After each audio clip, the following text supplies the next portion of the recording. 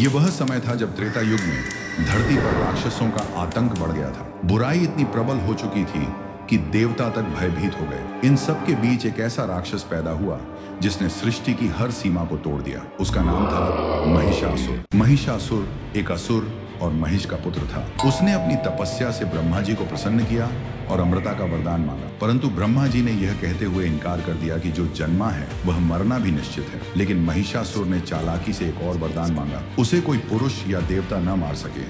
वरदान पाकर महिषासुर का अहंकार बढ़ गया। उसने देवताओं के लोकों पर आक्रमण किया, स्वर्ग पर अधिकार कर लिया और इंद्र तक को पराजित कर दिया। पृथ्वी और स्वर्ग दोनों अब उसके अधीन थे। देवताओं ने समझ लिया था कि महिषासुर को हराना अब उनके सामर्थ्य से परे है। उन्होंने त्रिदेवों ब्रह्मा, विष्णु और महेश से सहायता मांगी। देवताओं की पुकार सुनकर त्रिदेव गहन ध्यान में लीन हो गए। उनका क्रोध और शक्ति मिलकर एक अद्भुत ऊर्जा में परिवर्तित हुआ। इस दिव्य ऊर्जा से उत्पन्न हुई देवी दुर्गा। उनके 10 हाथों में अस्त्र शस्त्र थे।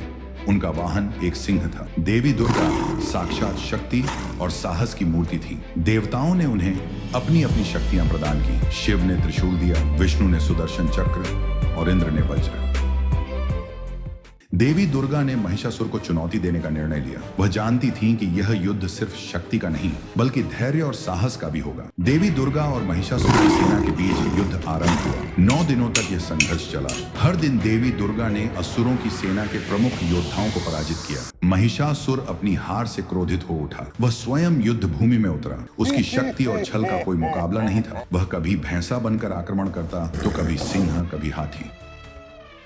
महिषासुर ने हर संभव प्रयास किया, लेकिन देवी दुर्गा उसकी हर चाल को नाकाम कर देती थी। अंततः जब उसने भैंसे का रूप लिया, देवी ने अपने त्रिशूल से उस पर प्रहार किया। महिषासुर के वध के साथ ही बुराई का अंत हुआ। देवी दुर्गा ने यह सिद्ध कर दिया कि चाहे बुराई कितनी भी प्रबल क्यों न हो, सत्य और धर्म की विजय अवश्य होती है। महिषासुर वध के बाद देवताओं ने देवी दुर्गा का गुणगान किया। तभी से नवरात्रि के 9 दिन देवी की आराधना के लिए समर्पित किए गए। यह त्योहार बुराई पर अच्छाई की विजय का प्रतीक बन गया। यह कथा हमें सिखाती है कि साहस और धैर्य से बड़ी बुराई का भी अंत किया जा सकता है। देवी दुर्गा की कहानी सिर्फ एक पौराणिक कथा नहीं बल्कि हमारी आस्था और प्रेरणा का प्रतीक है। क्या आपने इस कथा से कुछ सीखा?